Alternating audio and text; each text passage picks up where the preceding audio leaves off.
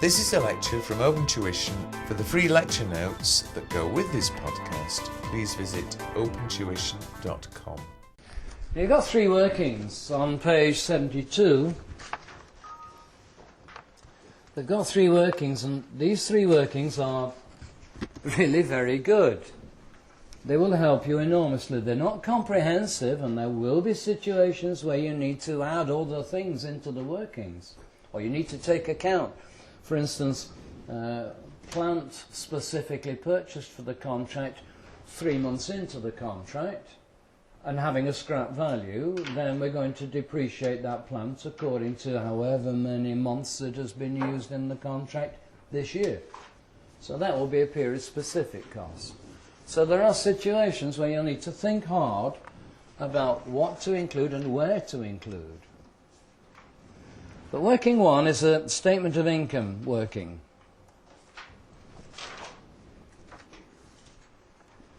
And it's the one I've already shown you on the screen. It's revenue recognized compared with cost recognized, which are subdivided into specific and general.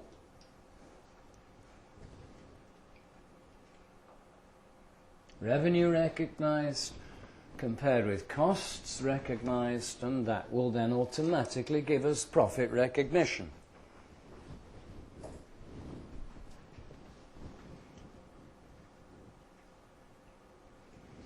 I also gave you the situation where we had a contract lasting more than 1 year. We had 520,000, didn't we, in the first year? And we're up to 590 by the end of year 2, maybe 750 by the end of year 3, and we've done the job for 1 million by the end of year 4. Well, I clearly can't be recognising 2.8 million, or however much that adds up to, 2860. So this is a cumulative working. And if you're faced with a contract which spans more than one accounting period, you need another column between these years. In year 1 I will recognise 520, but in year 2 I will only recognise 70. In year 3 I will recognise 160. And in year 4, 250. So over the 4-year life, I'm recognising 520, 70 in year 2, 160 in year 3, 250 in year 4, which gives me a 4 million. It's a cumulative working. I'm comparing year 1 with year 2, cumulative. I'm comparing year 2 with year 3, cumulative, and year 3 with year 4 on a cumulative basis. And if that applies to revenue recognition, it also applies to cost recognition. It's 100% of period specific, and here it will be 52% of the total costs to date plus estimated costs to complete. Here it will be 59% of costs to date plus estimated costs to complete.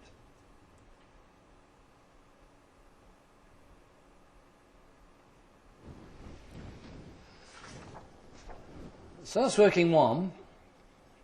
Revenue recognised, deducted from which will be the costs recognised, and that will give me therefore the cumulative profit which is recognised.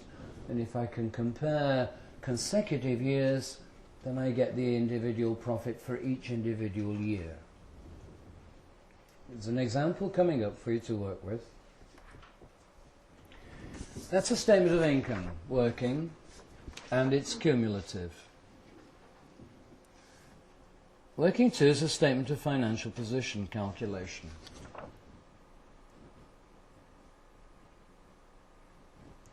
And this is calculated as costs to date plus the attributable profit, which we just calculated in working 1,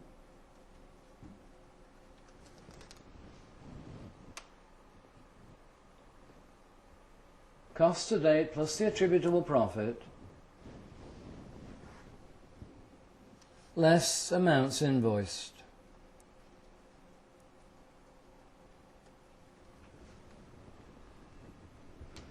Used to say in the UK, less amounts received and receivable. But that appears to cause a problem with people over in this part of the world, because if it's already been received, how can it be receivable? The alternative expression would therefore be amounts invoiced. So if I've invoiced it, it has either been received or it is still receivable. So amounts invoiced or received and receivable would be the UK expression.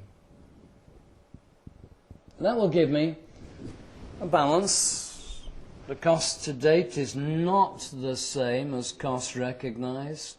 Cost recognised is this percentage of the overall cost of the contract. Cost to date is specifically how much have we spent so far on this contract. So cost to date is not the same as costs recognised. The cost to date then, plus the attributable profit, which is this figure, however much we had in expenses, then there's the attributable profit.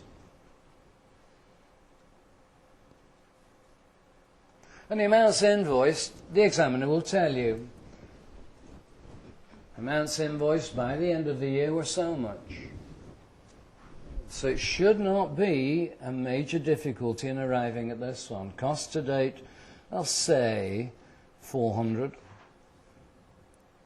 Attributable profit, I'll say 160. Amounts invoiced, we could have invoiced, for instance, 500. So that would leave me a balance of 60. This 60 represents work that I have done, including a profit element, and which I have not yet invoiced. Other people may call it unbilled work in progress or uninvoiced work in progress. I'm in the position where at any time I could be able to send out an invoice for this 60. Cost to date plus the profit less the amounts already invoiced, I have another 60 which I can. Again, putting it in the context of auditors. Take a Big Four firm, Big Four audit firm. We'll pick Pricewaterhouse at random. PricewaterhouseCoopers will be doing some work in October and November, and with the intention of going back in February and March to complete the audit. As they progress through the audit, there are costs to date. The costs to date are the costs of paying their employees, and there's a charge-out rate. The employees of Pricewaterhouse depends on the level of seniority. I'll pick a figure at random. I have no idea what is a reasonable, realistic figure.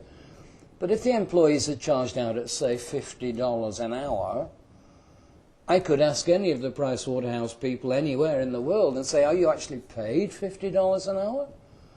Or is that $50 an hour charge-out rate, is that the firm covering the costs of paying you and the costs of running the firm administratively and a profit element?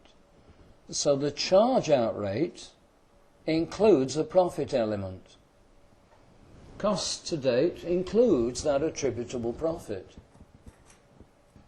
Now when they build up a cost card for the audit, every now and then it will pass a benchmark. Every now and then it will pass, for instance, $3,000. And it will probably be agreed between PricewaterhouseCoopers and the client that every time our cumulative costs reach $3,000, we'll send you a progress invoice. We'll invoice you, here's another $3,000 invoice, here's another $3,000 invoice. So you could see, I think, that we could get to the situation where cost to date for Pricewaterhouse may be $3,700, which includes the attributable profit, and they will then invoice $3,000, But that means then there's another 700 still to invoice. It's unbilled work in progress. And as more time is spent, that 700 increases, and then another $3,000 invoice goes out. That's the same principle with contracts. That progress invoice. Can you imagine digging a tunnel to France and not sending out an invoice for 15 years? And not being paid for it? And then at the end of 15 years, you just type up a piece of paper and say $4 billion, and it doesn't make any sense. So we do progress invoicing. That's working 2. Working 3 is also a statement of financial position. I'm sorry, I just need to pop back to working 2 a second. I need to give this asset, this 60 or 700, I need to give it a title. And the title is amounts due from customers. And it's work in progress. It's work in progress which I have not yet billed, and it's therefore a current asset. Amounts due from customers, a current asset. The statement of financial position working 3 says amounts invoiced, and we'll take the example from up here, amounts invoiced 500. Less amounts received, 450.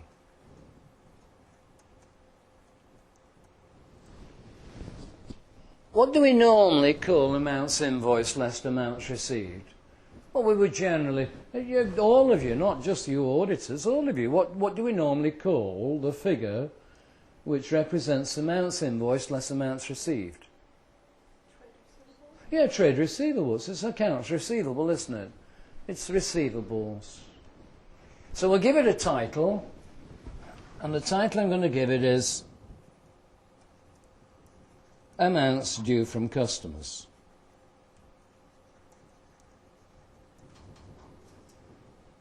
But that's a little bit confusing, isn't it?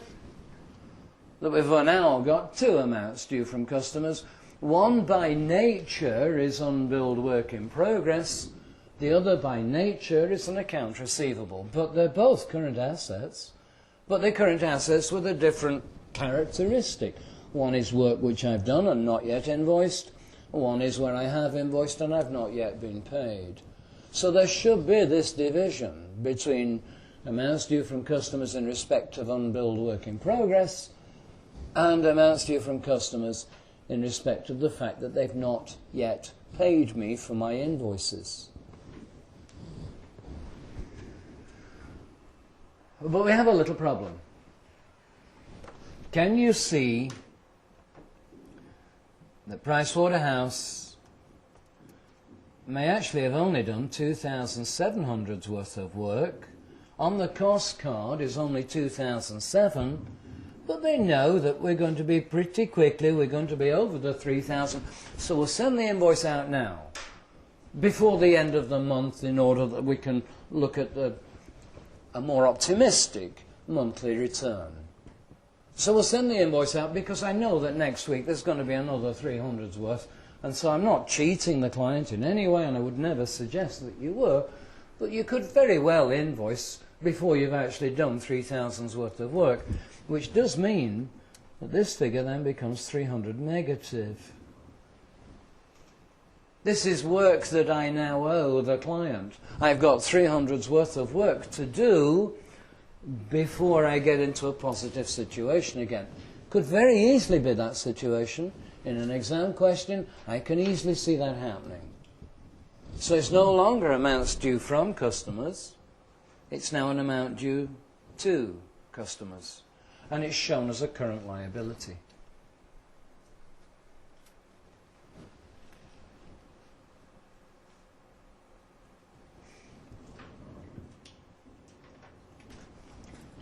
Working 3. I've been asked by the Harmony Party, the Harmony political party, I've been asked if I would build another bridge across your river. Never actually dealt with anybody from the Harmony Party. So I think what I would like to do is get a substantial payment in advance to show commitment from the political party. So before I've done any work, I'll send them an invoice, 500,000. But I've not actually done any work. But I may have persuaded them not only to pay 500, I may have then persuaded them to pay me 600 to show commitment. So it's potentially the case that that also could be negative. If I've got a substantial payment in advance from a new customer particularly, then it could be that I have a liability, I have a creditor, and again it's amount due to customers. Money received in advance from, particularly in the situation of a new customer, a new client, or I'm not sure about their financial position, their financial status, and I don't want to run the risk of spending money and incurring costs where there is a risk that I won't be paid, so I'll get them to pay me in advance. So those are your three workings, working 1, 2 and 3. But notice these working 2, working 3, these are statement of financial position. These are at a moment in time. These workings are as at the year end. These are not cumulative workings. This is, what is the situation today? How much have we invoiced in total over the 4 years so far? How much have we received over the 4 years so far? Therefore, the difference is a debtor, a receivable. So these two are everything that we have done, all the work to date, all the attributable profit to date, compared with the amounts invoiced. These are as that point in time. In this last example, shouldn't it be amounts due to customer 600, as we didn't do any work? So No, if I've invoiced it, the difference, Yergos is asking, should this amount due to customers not be 600 because I've not done any work? Now, if we look up here, cost to date will be 0, plus attributable profit 0, amounts invoiced will be 600, so I've got the 600 there. I owe them now 600's worth of work. Sorry, 500. So it would be corrected up in the working 2. I owe them 500's worth of work. If I've invoiced them 600, invoiced them 500, I have to do 500's worth of work before really I should be invoicing them again. So there's two separate figures. I'd have an amount due to customers of 500 and the other situation we are another 100 at the bottom because they've paid me 6. Example 2. There you go. You should be able to do that. Just follow the workings. Have the workings in front of you. Have the workings from page 72. And example 2 should now fit nicely into those workings.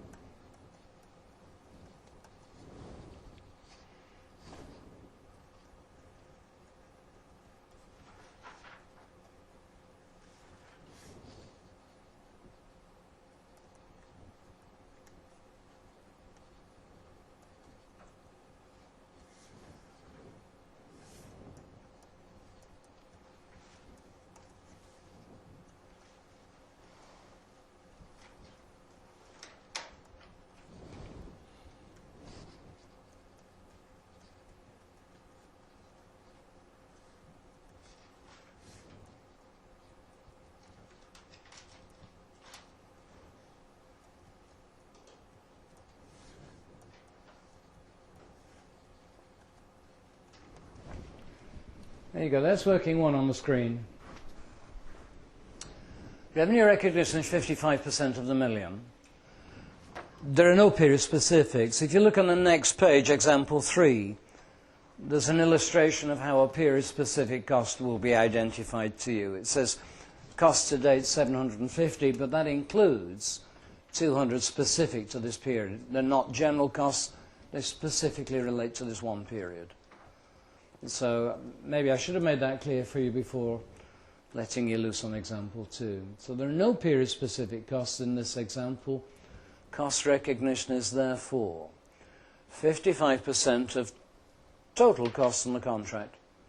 Costs already incurred and still to be incurred, estimated. So if I increase my revenue figure by 550 and I increase my cost figure by 412,500, then I'm automatically recognizing 137,500 profit.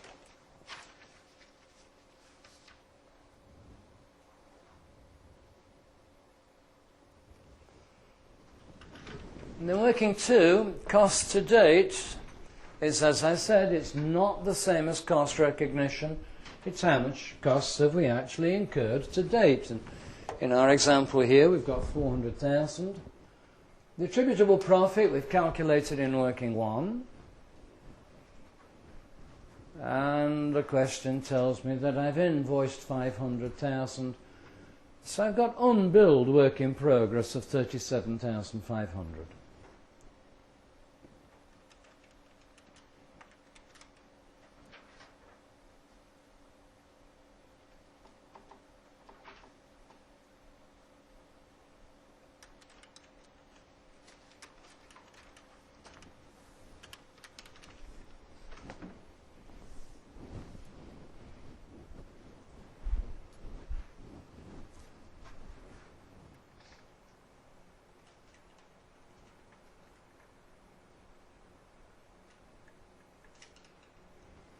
And then working 3, invoiced less received, gives me my account receivable figure. It's very, very unusual for this working 3 to be needed or to be necessary in an exam.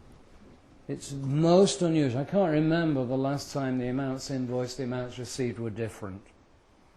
So it's not likely that you will need working 3 in an exam situation.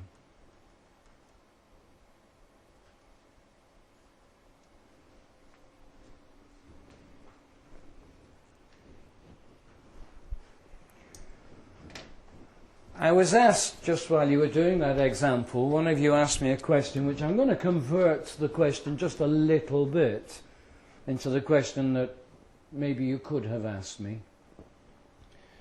What sort of situation will be given in the exam? Well, you've got 2 possibilities, 2 clear possibilities. Steve Scott could either ask you about a company, a construction company, which has got a particular contract, and it's a 3-year contract, and here's the information for the 3 years. And he'll give you cost to date, estimated cost to complete, stage reached. And so you have to do the extracts from the income statement and the financial position statement for each of the 3 years. So it could be one contract for a period of time. Or it could be 3 separate contracts. This one is 20% complete. This one is 64% complete, this one is 82% complete. And he could ask you, one of them will be a loss maker, one will not be sufficiently advanced, another one will be forecast loss, another one will be just an ordinary contract. And he could ask you then for a construction company which has got 3 ongoing contracts, or 4 ongoing contracts. What are the extracts from the income statement and the balance sheet? So it's two clearly separate, distinct type of situations. One contract over a period of time, or one company with a number of different contracts. But you're not likely to need working 3.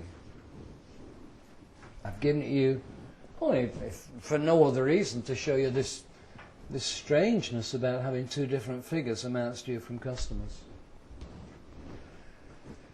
But if you're happy enough with example 2, then you can move on to example 3, and having said that, you can then move on to example 4 and example 5.